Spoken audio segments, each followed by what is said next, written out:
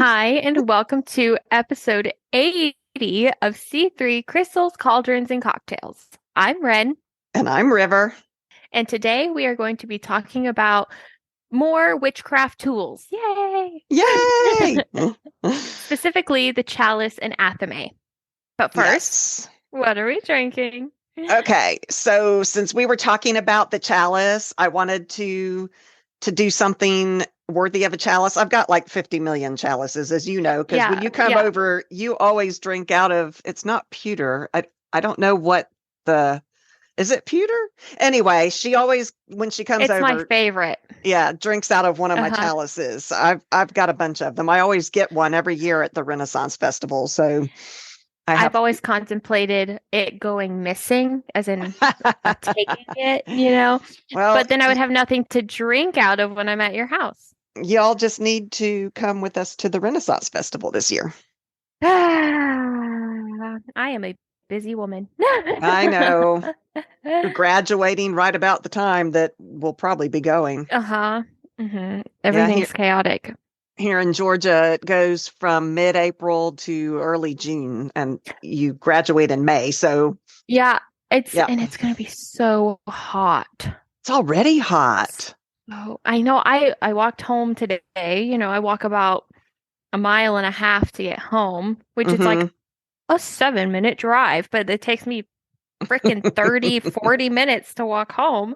And Hmm. so I walk home and I'm sweating. Like I'm sweating. And I Hmm. told River this. I didn't know if she was going to put this in, but I'll put this in.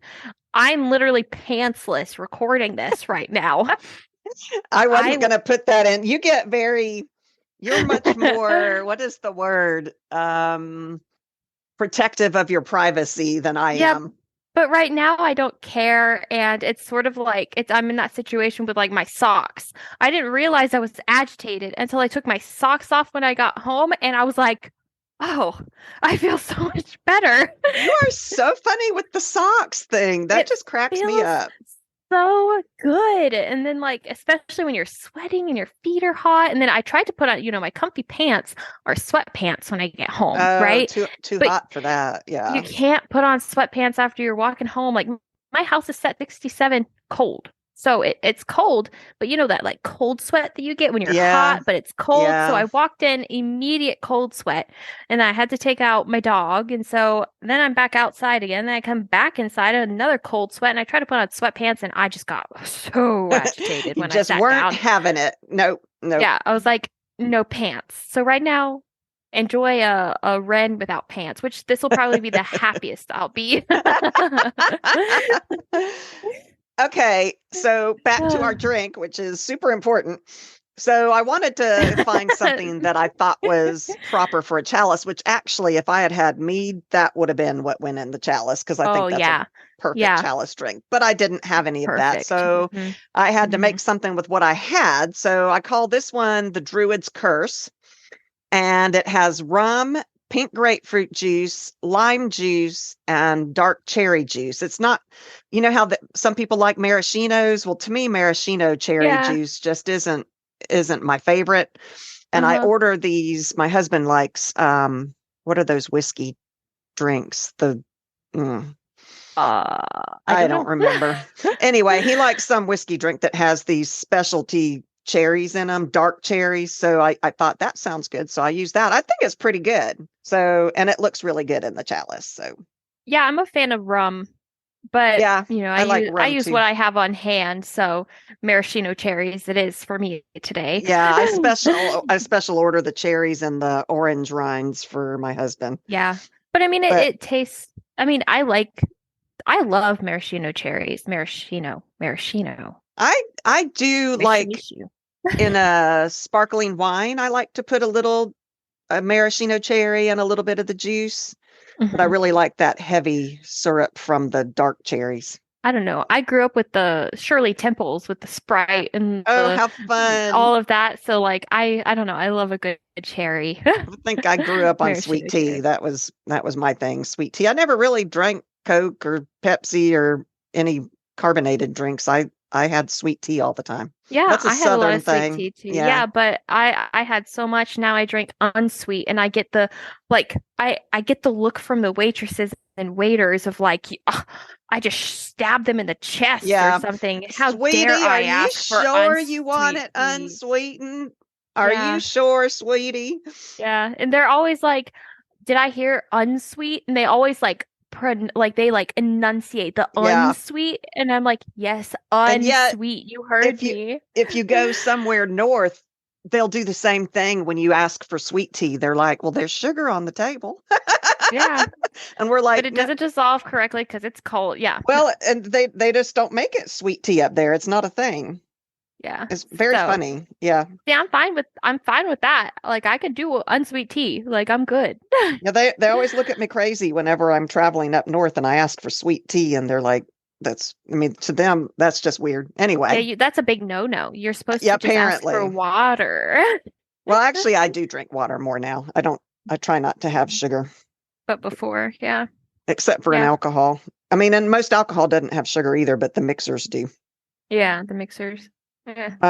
Okay. Yeah, I think we told you all that we're working on our cocktail book, and so we're at Hmm. the stage of tasting. So that's going to take a while because we can't afford to be drunk 24/7, and it's going to Yeah, take and us we a barely while. even see each other, and so I'm at I home going, know. "How much did you add?" I know. It's very difficult to do this long distance and to measure because we just don't. So anyway, Yeah, that looks right. yeah, and you can't do that a Uh, cocktail recipe book with just if no, we could measure with our sadly. heart every time, but I don't think we'd get published. Yeah, the title of the book, Measure with Your Heart, and it's just a I free for all. I know, right? Just throw in these things. It'll all Yeah. be good.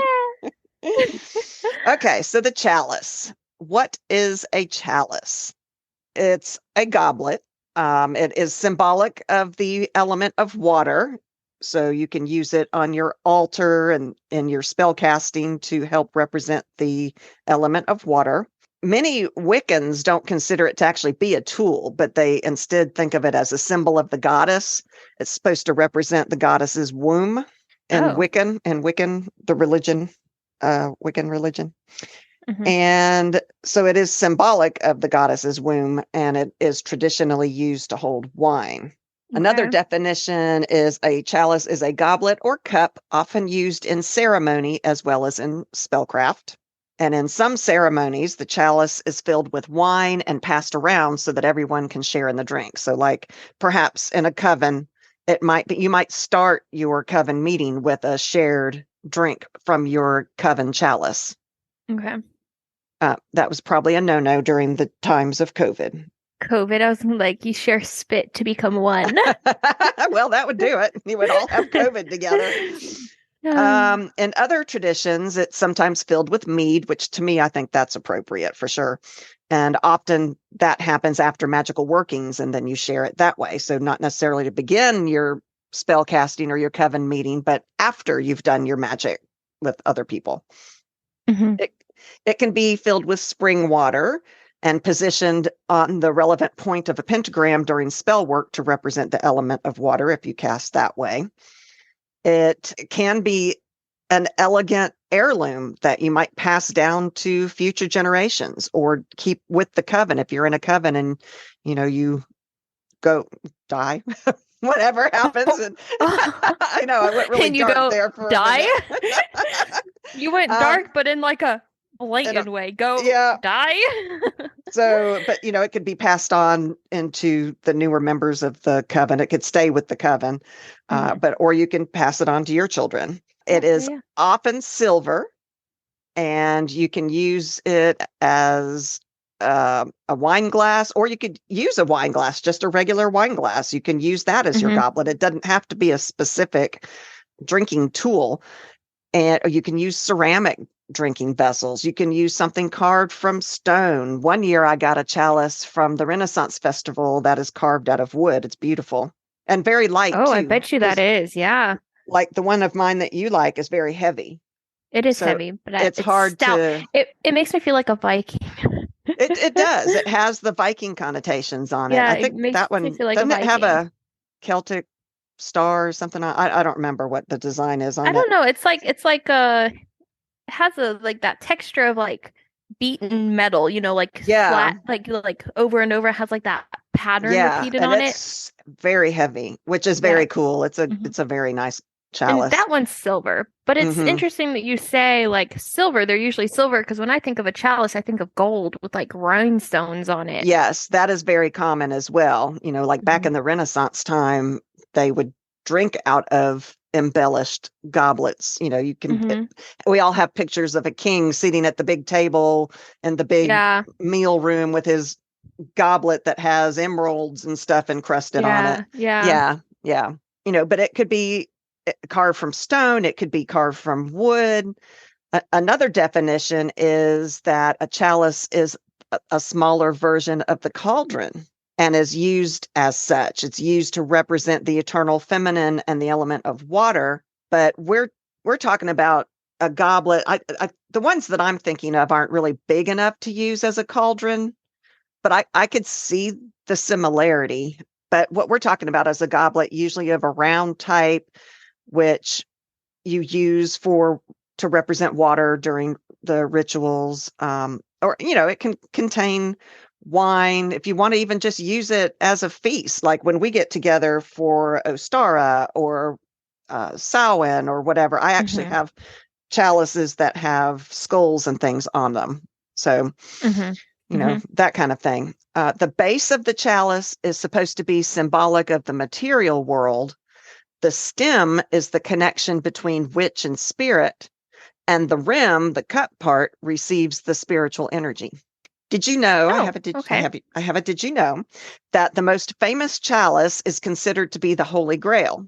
And the Holy Grail Oh. is traditionally thought of to be the cup that Jesus drank out of at the Last Supper, and Hmm. that Joseph of I can't remember his last name, but Joseph collected his blood in after the crucifixion. And there's all kinds of legends that revolve around the Holy Grail. Some Hmm. even have it as not being an actual goblet. But, I remember the Indiana Jones one where his dad gets shot and he's trying to find the Holy Grail, and he goes in there and the Holy Grail heals his father. And it was it was the ugliest one in there. And he had to choose which one that he thought was the Holy Grail. And of course, Indiana Jones knows stuff. So, but Wow. it was No, the yeah, I mean, I've seen all of the movies, but I can't remember that I know scene. it's been a while, but Hmm. he picked it was the most unornate of all of the goblets that were in the area Hmm. that he had Hmm. to choose from, and it was the Holy Grail. So I thought that was really interesting. How do you use your chalice? What are the uses for your chalice? You can use it as a substitute for your cauldron, which I had really honestly never thought about until I I was never doing thought about that either. research for this. But it's like if your chalice is a heat safe goblet, has a heat safe finish, you can actually put a little charcoal disc inside and burn your ritual herbs in it, which that never even crossed my Oh, mind. I never, it's sort of like I thought a cauldron was a cauldron and a chalice was for wine. Yeah, right. But I mean, I can see using it, especially if you need a littler Mhm. item to Yeah, burn in instead of yeah. the big cauldron. And then that visual that you can get of smoke rising out of the chalice would be Mm-hmm. really cool looking on your altar, I Hmm. think. You can use it to collect rainwater. Leave your chalice out in the rain for a pure natural water that you can use in making moon water, or you can use it Hmm. in doing your herbal infusions. You can use it as a unity chalice in place of a unity candle at a hand fasting ceremony. So you would have, Oh. yeah, I had never thought of this either.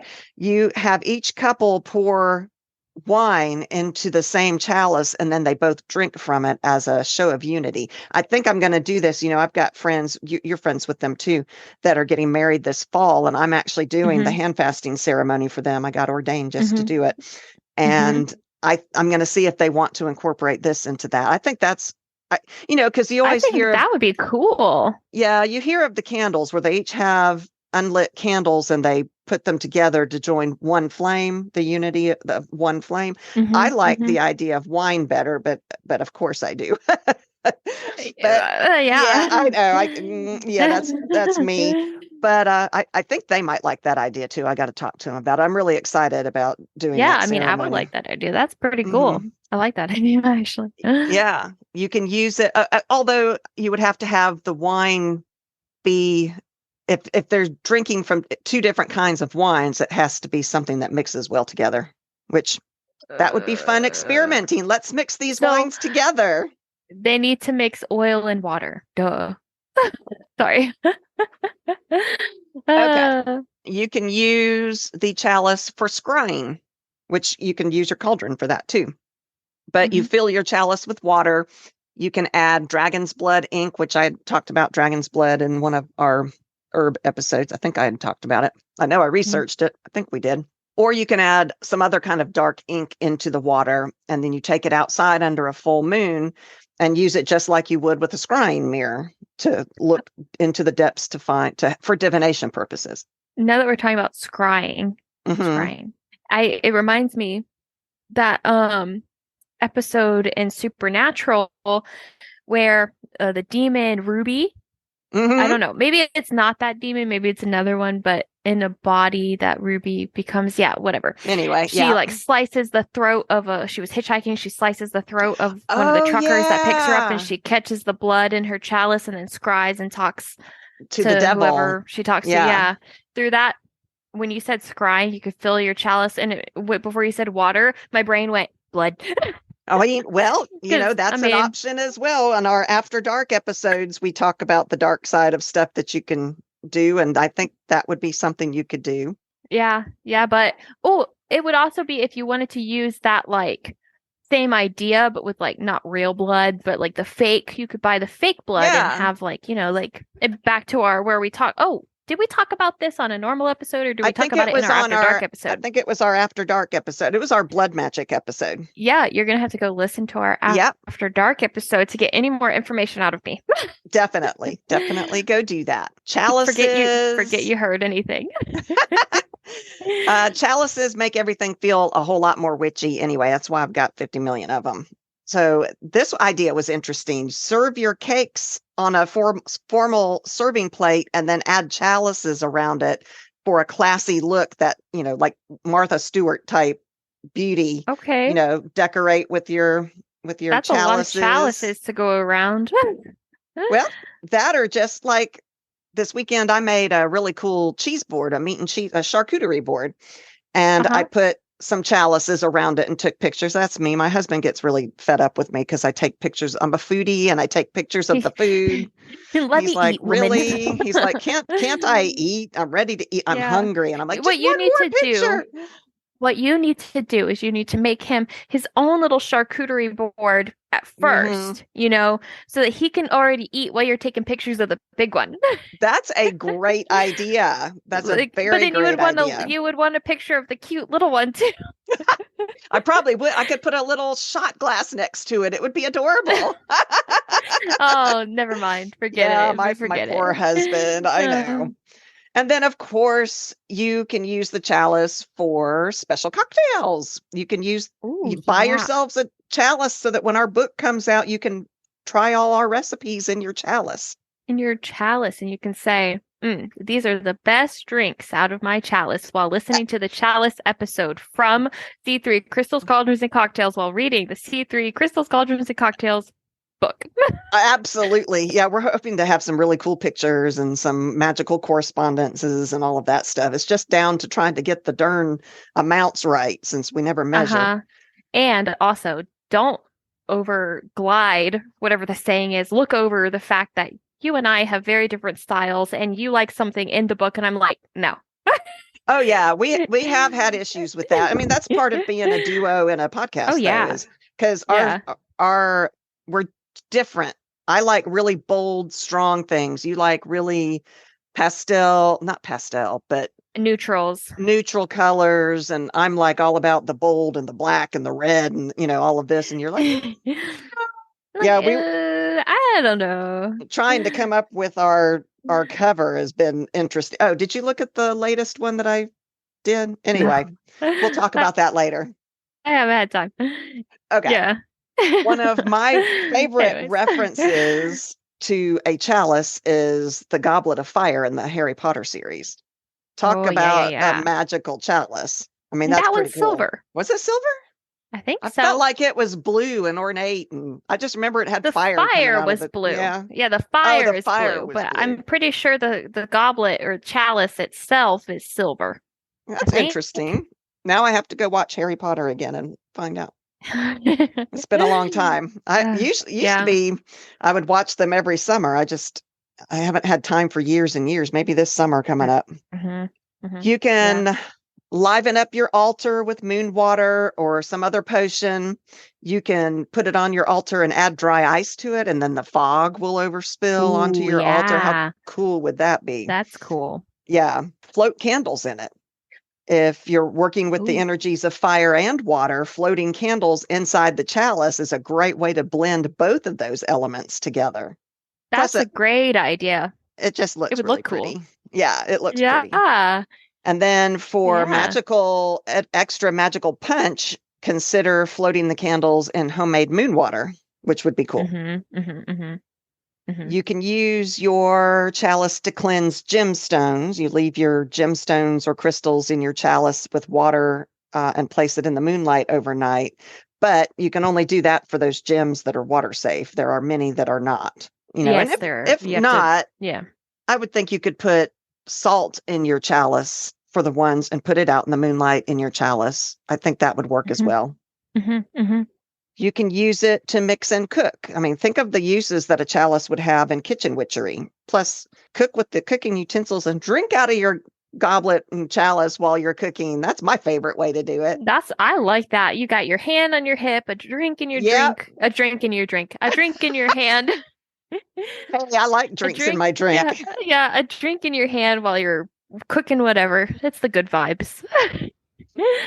Okay, so the history of the chalice. The ancient Roman calyx, Calix, was a drinking vessel that consisted of a bowl atop a stand and was commonly used at banquets. In the olden times, they would often use horns, shells, and gourds to hold their precious liquids, during a ritual. Chalice represents feelings, intuition, and sensations, which I thought was interesting. So, how do you choose a chalice? And I think we talk about choosing your own tools all the time, and a lot of it really does come down to what feels right to you. Yeah, We yeah. can't tell you how to pick a chalice that is right for you. Hmm. Yeah, like your chalice at your house told me that I needed to take it. Yeah, it talks It's like to you. I really, I use it every time. It's my favorite thing. It really is. She does. I promise she really does. So the selection of your chalice is an intentional task. It's something that you really need to pay attention to what's feeling right for you. There are a lot of materials like we were talking about: glass, crystal, gold, silver, although be aware that some metals react with alcohol to create a poison, which like Oh, brass we apparently don't doesn't need that. react well. So yeah. Did you know that the Uh-huh. Catholic Church requires chalices to either be gold or silver? Oh, And if they're having financial difficulties, then they say pewter is acceptable, but that it should be gold or silver. well, Of course, that's on high standards. I just religion is not my thing. Any type of religion, all the way down from Catholicism to Wicca. I just don't. If I wanted rules, I would be in church. I don't want Hmm. rules. Hmm. So, like many metals, silver does have the property of tarnishing. When that metal is exposed to oxygen, hydrogen, and sulfur that's in the air, you get this thin layer of corrosion on the surface. And so it can tarnish, and the color of tarnish can be from that yellow gold to black, depending on the amount of Hmm. silver oxide that is accumulated on the surface. Hmm. Hmm. So be aware of that. Silver does tarnish. Yeah. There are ways to take care of it, and you can clean the tarnish, but just Yeah. be aware it's probably a more high maintenance material than others. The size, it can be any size you want. I mean, choose what's easy to handle, what feels right in your hand. Like the one that Wren uses at my house is super heavy, but it feels right in her hand. It can be plain or it can be super ornate. Just whatever works for you. Like for Samhain, I like the more ones that are associated with the death symbolism. I like the ones with the skulls and the bones and stuff on them. I also have one with a black raven on it. It just depends on what you're going for. Yeah. And I was thinking when I was reading all the different properties, and it's like you can do it out of crystal, and I know what they're talking about, like those fancy crystal glasses, but you know what I was thinking? If it could be made out of amethyst, then I'm rolling my eyes. I'm rolling my eyes. I knew what was coming. I'm rolling my eyes. Yeah, if it was made out of amethyst, which I don't know if it's one of the water safe or liquid safe ones or not, but what a great way to have magic spells and prevent a hangover. Oh my gosh, I knew it was coming, and I gosh dang it. You're a whole mess. But I guess hypothetically, you could have a chalice made of amethyst that could potentially help prevent your hangovers. I mean, you could at least put amethyst on the outside of it, as long as the inside was drink safe. Yep. Yeah. When I think of like a crystal goblet, I think of, like how they smooth out the crystals and make it that like really soft, and then like shiny, in the shape, in the shape of a goblet. Like that's what I picture when I think of a crystal goblet. That would be lovely as well. But heavy. Could you imagine how hefty that thing would be? And then you would want it a decent size, because who wants to only have like a sip of wine? You want a lot. Oh yeah.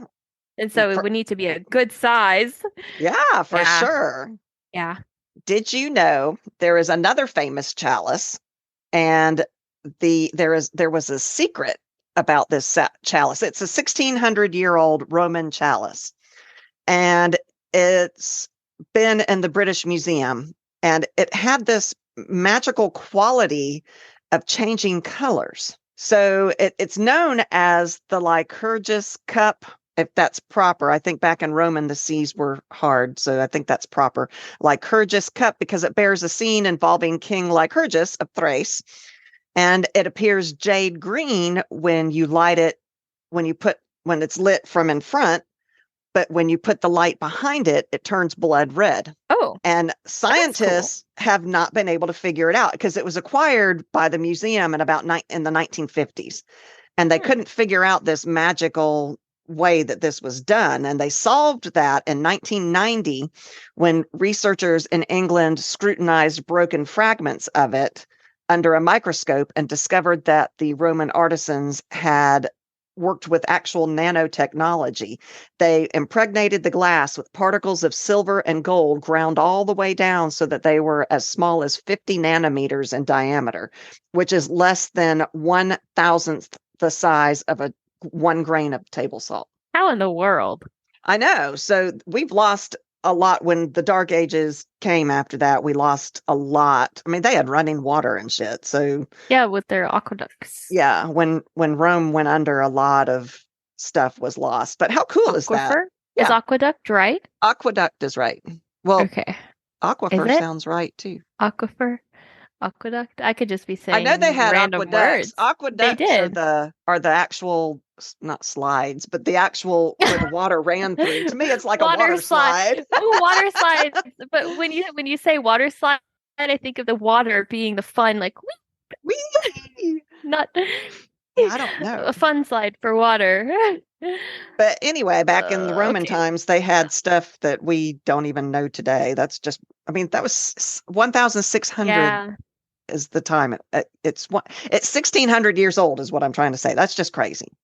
Yeah, I mean, I think about that a lot, where we have so much knowledge now, and if anything ever happens to us, then we have knowledge lost too, like important knowledge. So I mean, who even could think about what we don't know that they knew, I mean, a lot of our knowledge now is stored on the internet or stored in devices that if we ever go through another Dark Ages, no one's going to remember how to even access it. Yeah. It reminds me of the H.G. Wells. All be wiped. Yeah. It could all be gone. Like technology could just cease to exist, and the electromagnetic major electromagnetic pulse could like wipe everything like that out. Wipe everything. And then we have like years and years and years of research gone and years of knowledge. And Yeah, I mean, because the next generations would be intent on survival. And so they wouldn't yeah, even, there's, by the time their children's children, there's no memory of the stuff that we've even lost. yeah. So it's Yeah, like,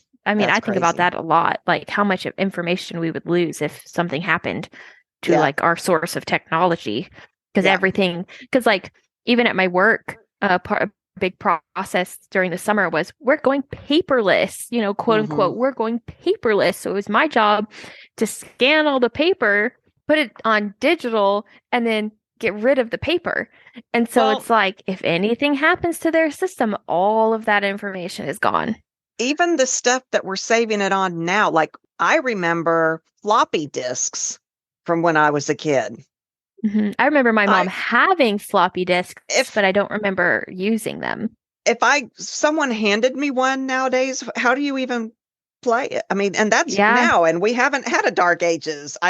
yeah. And then there were some other little discs after that that were smaller and they were hard. I have no idea. How do you get the information off of that? I don't know. I mean, there has to be like, I Remember don't know.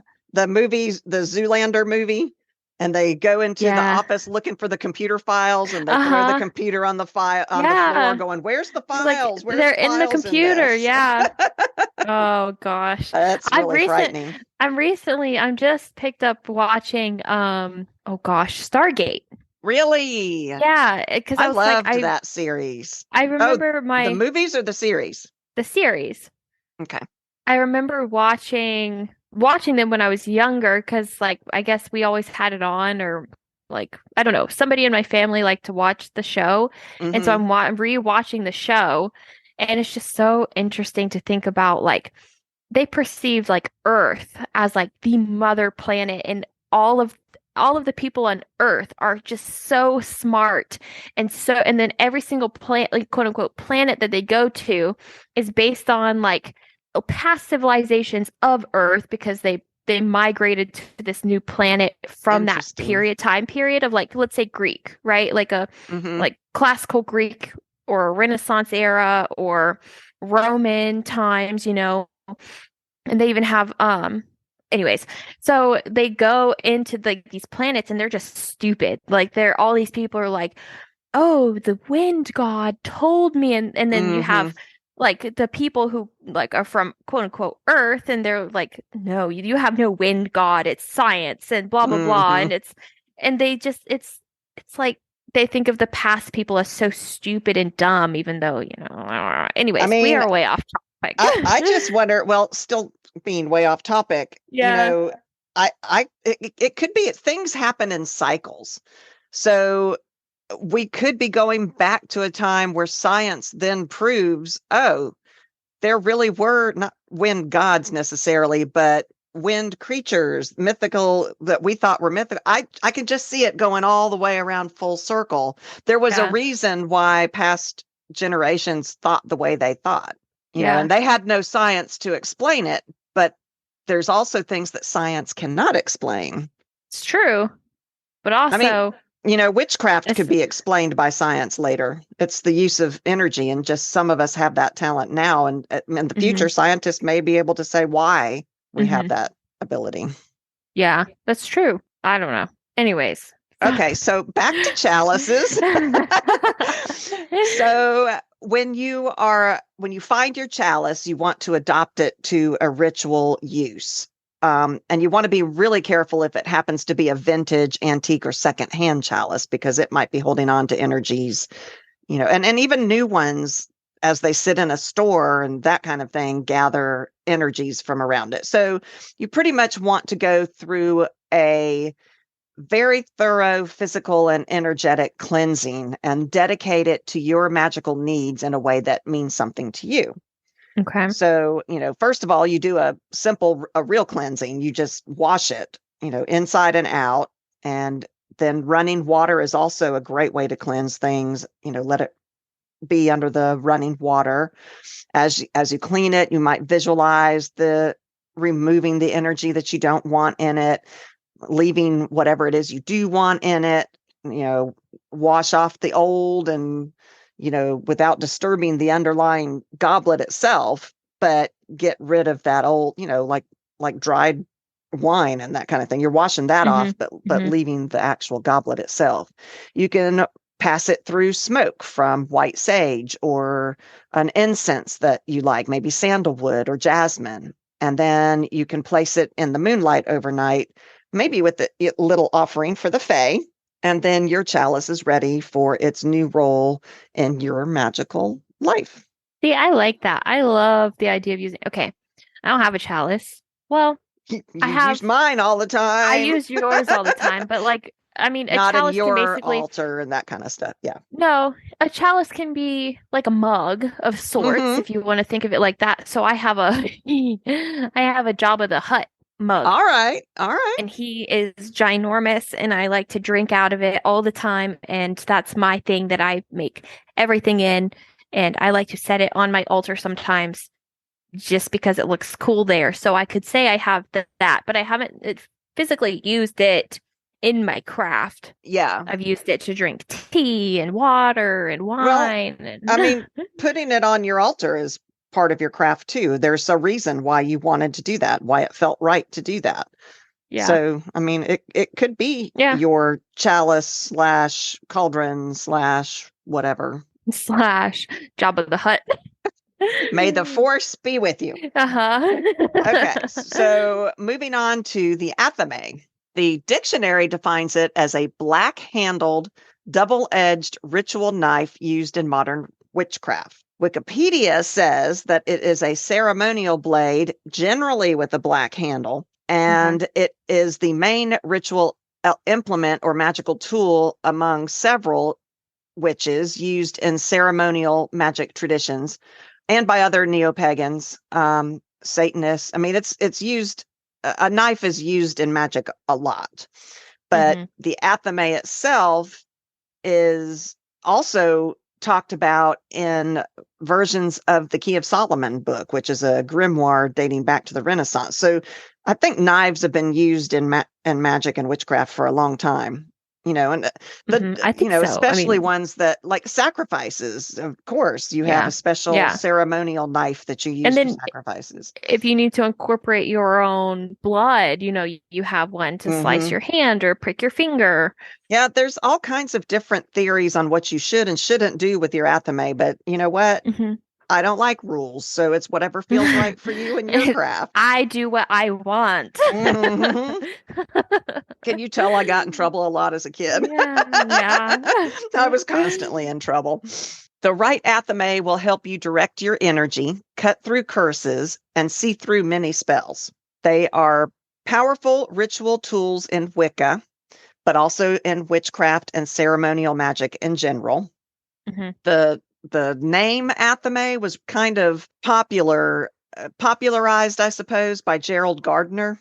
We've talked about him before. He's supposed to be the father of Wicca. Athames are a symbol of authority. They're also a symbol of masculinity. So the chalice, which is representing the womb of the goddess, the Athame represents masculinity and the fire element. So with having both of those on your altar, you've got then the fire and the water element to use in your spells.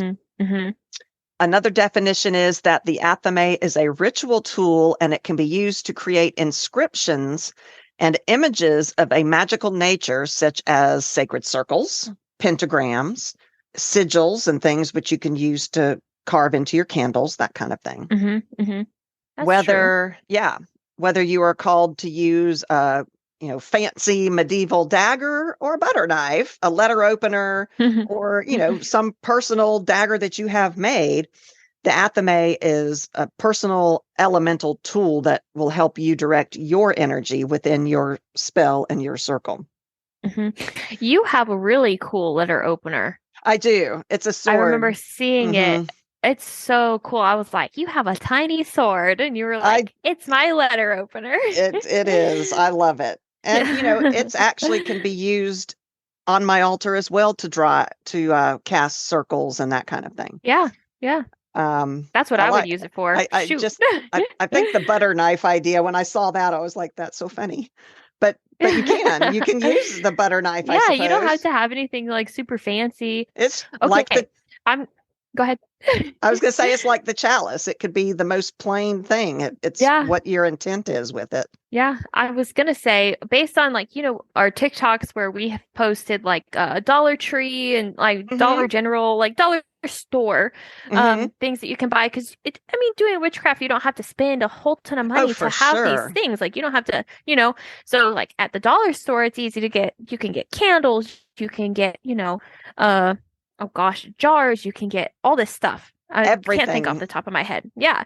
They But even I have went to, specific witchcraft stuff, which is so funny to yeah, me. Yeah. yeah. At Five Below, they have books and all of that. But there's Yeah. another one, and I don't know how local and generalized they are, but it's called Pop Shelf, I've where seen those, but I've never gone in one before. it's sort of like a TJ Maxx Home Goods and Dollar General had a baby. So Okay. it's like stuff like home decor, toys, like TJ Maxx and Dollar Store had a baby because it has like home decor stuff and it kind of has a mix of what you get at Five Below where there's like toys, like kids toys, Hmm. and you can also get office supplies. It's just like a whole ton of miscellaneous stuff that you could get, but it's for like $3, like Okay. $5. So I bought two really cute glasses that are like really sturdy, like they're durable.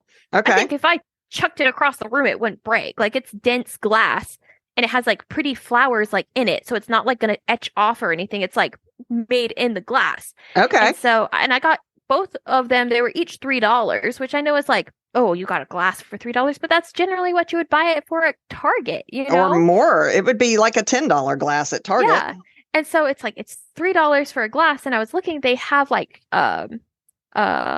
dishware, like table like plate sets and bowls I'll and have to they go check it have out. There's one near yeah, me. I just have never been in it. yeah, you should go because when I went to the one close to me, they had knife sets and like spoon sets, and they're beautiful. Like there's some are golden. I know it's not real gold, but it's like like that brassy finish Mm-hmm. of Mm-hmm. gold. And they also had rose gold, so you can always like Ooh. if you're tight on money, but you want something cool for your craft, then you can go somewhere like that where you might be able to find something really cool and it I mean in a way for me those things energize me. I'm like, I really want to use this. This Me is so too. cool. Mm-hmm. And so like when you said butter knife, sure, you can get a butter knife at Pop Shelf or I was gonna say Home Depot. You can't get a you can't get a spoon Hmm. out, a knife at Home Depot. Yeah, but or like the dollar store, and maybe it's like it's cool shape, but you don't always have to spend a lot of money to be able to have an Athame. You don't need something Yeah. that looks It cool. I mean, it can cool in general. well, it can connect with you. You can connect to Yeah, things that aren't super, it doesn't have to be super expensive to connect to it. Yeah. yeah. So keep that in Okay. mind. You don't have to have like a Athame, Athame, not For sure. Athame, Athame. Yeah, one of the people I read in my research, and I don't think I put it in there, but he was looking for an athame for like years and years and years, and would use some that he found, but he finally came across the one that he really, really wanted, and he was Yeah, so happy when he found it. So yeah, yeah, yeah. and in the meantime, he used what he could find, but he finally found Hmm. that one that magically connected to him. That was perfect. Yeah, Yeah, yeah. yeah. So where were we? It Okay, so you can use your athame to cast a circle. You can use it to Hmm. cut your circle, to reopen it if you need to. It can be Hmm. used to point energy at a target. Target. We were just talking about target, not that target. Target, target. Okay. According to yeah, I've been drinking a little bit. According to Wicca tradition, you should use a similar tool to do actual physical cuts, though. The white-handled knife or bowline has a different purpose. While the athame is usually only used with energy, The bowline can be used with the physical things like harvesting herbs and cutting ritual ingredients. Mm-hmm. Did you know that, you know how when you cut onions, you cry because of the fumes of the onions? It makes your eyes burn. One legend Mm-hmm. says that if you have a really sharp knife, that won't happen. And did you know that the sharpest knife in the world is said to be made from obsidian? Oh, I Which I mean, know you love obsidian. yeah, as a part kitchen witch, and I always cut onions and my eyes always burn. And I love obsidian. I need to incorporate that. Yeah, for sure. Some witches believe that the blade should not be sharp, like the Okay. athame. The Hmm. bowline, yes, but not the Hmm. athame, Hmm. Hmm. because it is not used to cut anything on the physical plane. And another reason for the dull blade is to prevent any harm from the user while performing rituals. Performing rituals. That would be me. Yeah. I Yeah. would like fall on it or something. Woo! Yeah. Shing, shing, shing. And then you cut your arm off. So traditionally, an athame is made with a black handle, but we know how us witches are with tradition. Given that many witches, me, are anti-establishment and are more eclectic, you can select an athame that fits your personality. As Of Wren and course. I Yeah. often say, you'll know what's right when you see it. It'll mean Yeah. something to you. You'll It's that feel it. feeling. Yeah. Mhm.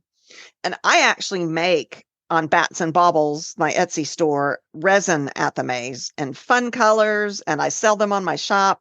They're definitely not able to cut because they're resin. They're not metal of any kind, but they're very light, and the colors are super fun. And there, even if you don't go to my store, there are a lot for sale. You can find athames in general on Etsy or Amazon. That's another reason I like to go to the Renaissance Festival. I usually get some kind of metal work knife or sword. We've got several swords that Ooh. we have, which are so much fun. I Hmm. just love the Hmm. Renaissance Festival. And when you aren't using your magical dagger, keep it sheathed and wrapped in a black cloth to keep negative energy away from your blade. And the right athame will direct your energy, cut through curses, and see you through all kinds of spells.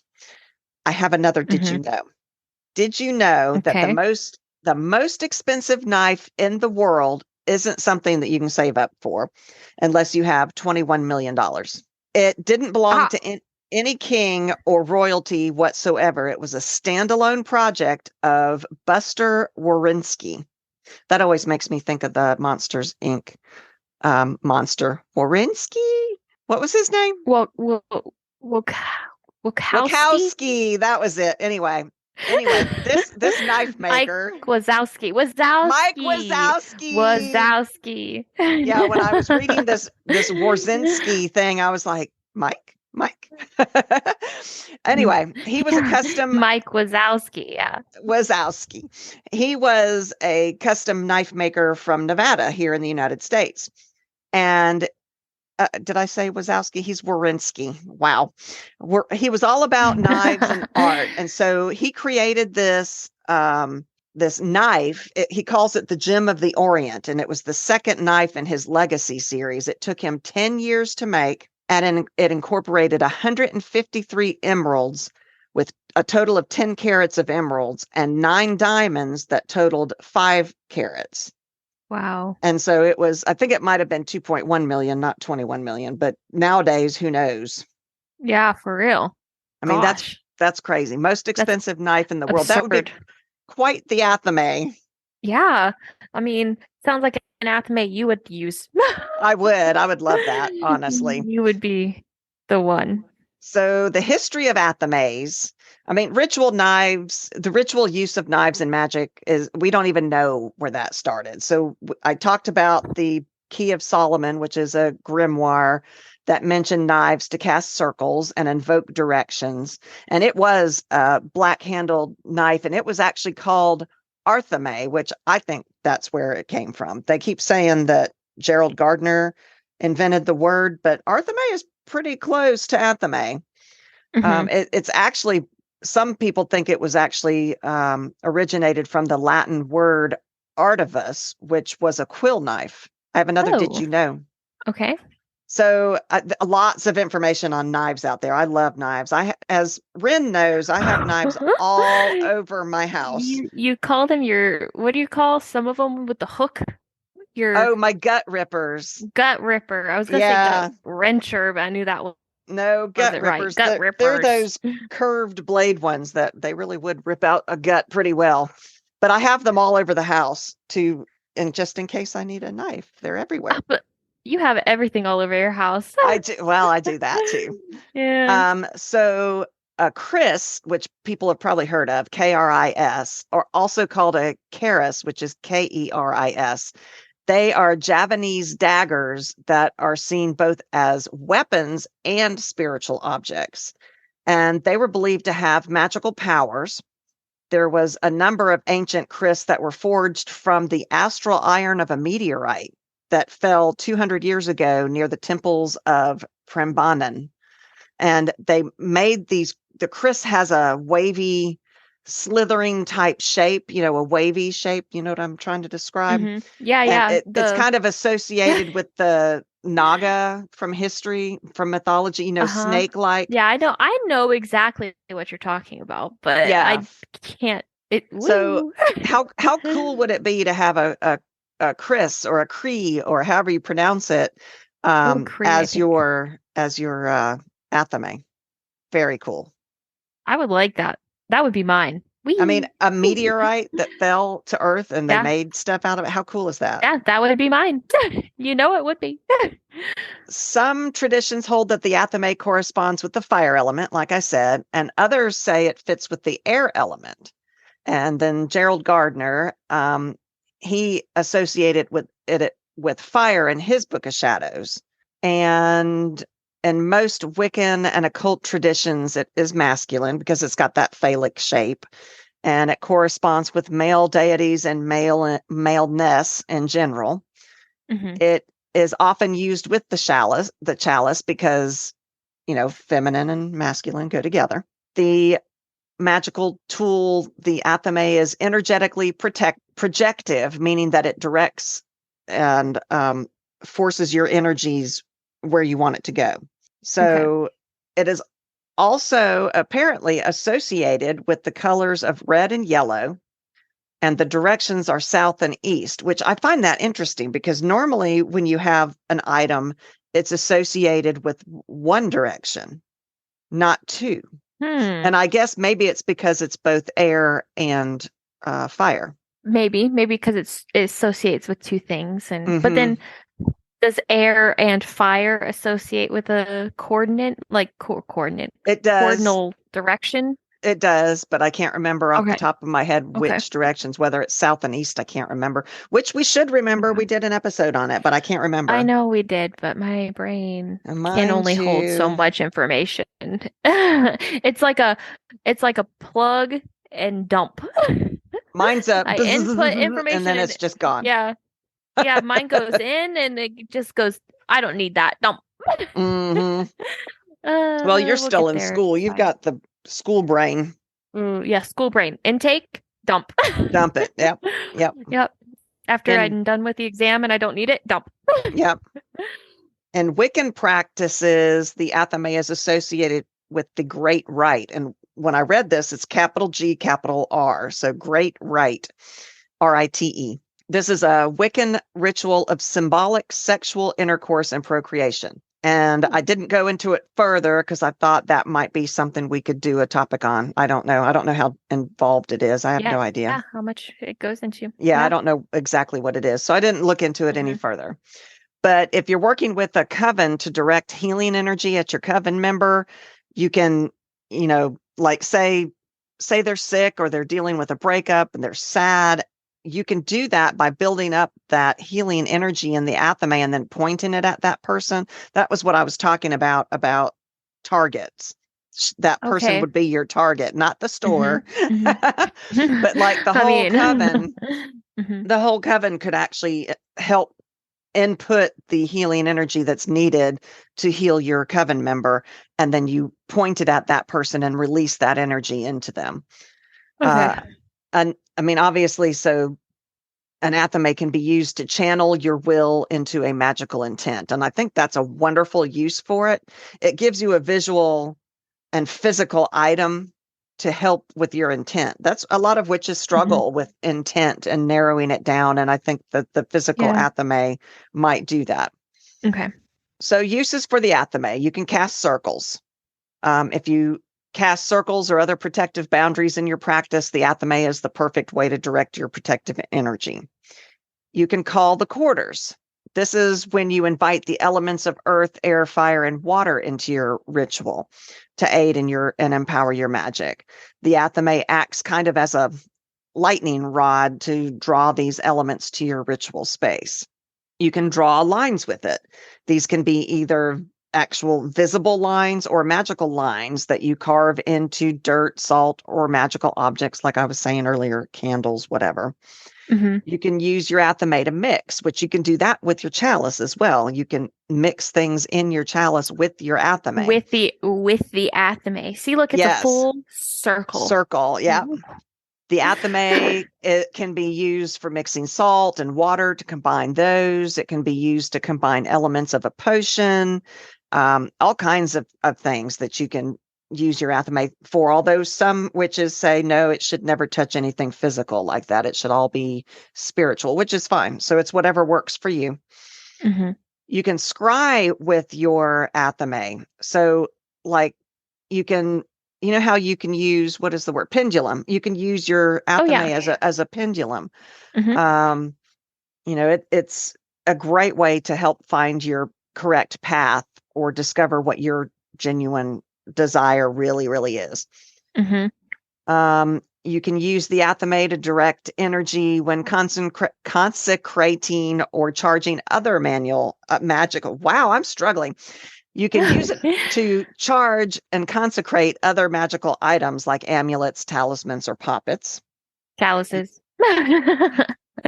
You can use it to create boundaries, ceremonially marking a limit between yourself and someone else or something else. This is supposedly a great way to use an athame is in divorces to help delineate between yourself and your ex-spouse. I think I said pendulum. Yeah, I did. Carving, you can use it to carve into candles. I think I talked about that. So where do you get an athame? So unlike the size of the athame, which doesn't really matter, the material does have relevance, magical relevance, and you should be considering the material before you buy one. Different materials have different magical correspondences, so be aware of that. Athames can be made of steel or iron with wooden handles or other materials for handles. If you work with the Fae, though, you might want to try to avoid iron as it could offend the Fae. I mean, that's one reason why I make resin athames. I like the idea of Fae, and not only does resin not offend the Fae, but it can be made in all these bright, lovely colors that also might be pleasing to the Fae. That's true. Yeah, and resin is also energetically neutral. On its own, it has no specific correspondence. It's whatever the colors are that you choose in it or whatever magic you put into it. So resin is a really, I think, good choice of material. You can have a crystal athame, which I think would be lovely. Yeah, I would like that idea. Love that.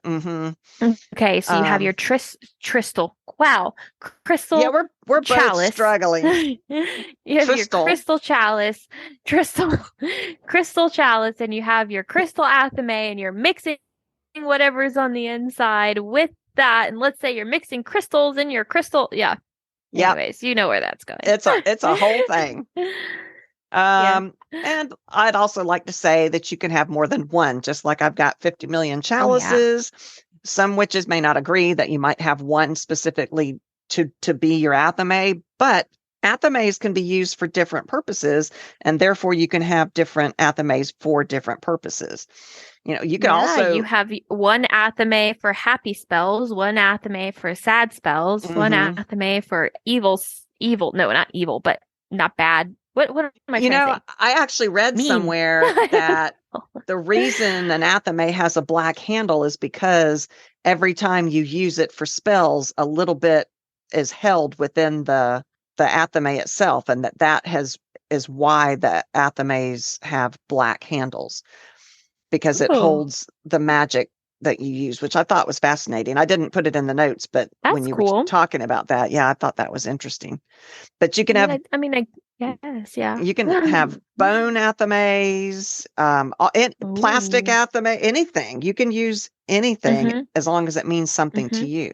Shaman find themselves called to have an athame made from bone a lot of times, while others might be called to have a resin one or something. Yeah, yeah. And like we had said earlier, you can use any knife and make it into an athame, even a butter knife, by Mm-hmm. consecrating it. And this process, first you purify it, and then you can consecrate it. And there's all kinds of ways to consecrate it. How you do it depends on you, what your traditions are and what your magic is, what your path is. A simple method might be just to place it on your altar where it can sit for 24 hours after you purify it. And then you can cast a circle if desired. You can call on whatever deities that you work with to help you consecrate the knife. Then Mm-hmm. you can inform the knife of its purpose. Eileen Holland, and I didn't write down who she was. Somebody named Okay. Eileen Holland suggests that you use a phrase like, "Knife, you were brought into this circle of transformation to forever be my athame." Just that Okay. helps add that strong intent to it. And then once it's Yeah. done, you can leave it on your altar for 24 hours, after which it's going to be ready to be used. And this process allows you to have complete control over the aesthetics of your athame. And Mm-hmm. Yeah. some witches also name their athame, and that would be Oh, the yeah. time. Names can be powerful. Mm-hmm. Absolutely. And that would be the time that you would do Mm-hmm. it, is when you're consecrating it. And then, Okay. did you know, and I found this and I thought how interesting this was. There is an ancient myth that says you should never give a knife for free. The legend is called A Coin for a Knife.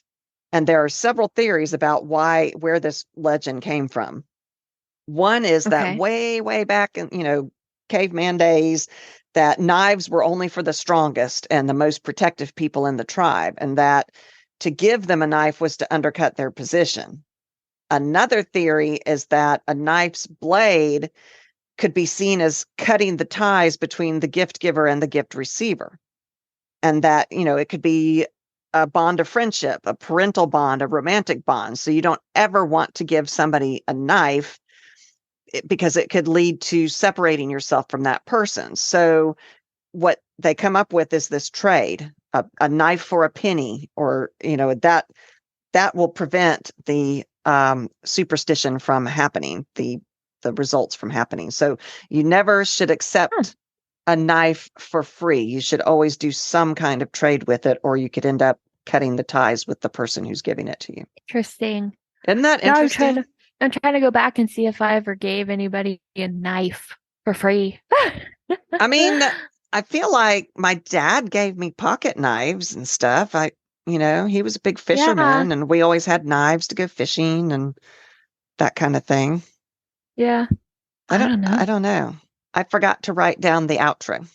Oh, it's okay. I can do it. Okay. Okay. Ready? Yes. That's all we have for chalices and athames. We hope you enjoyed this episode. You can find us at our website on www.c3witchypodcast.com.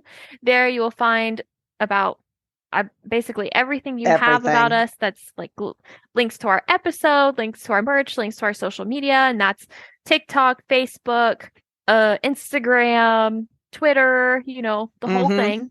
Mhm. You can contact us from there, or you can email us on our site, or you can email us at c3riverandwren@gmail.com. If you like our podcast, there are a few ways you can support us.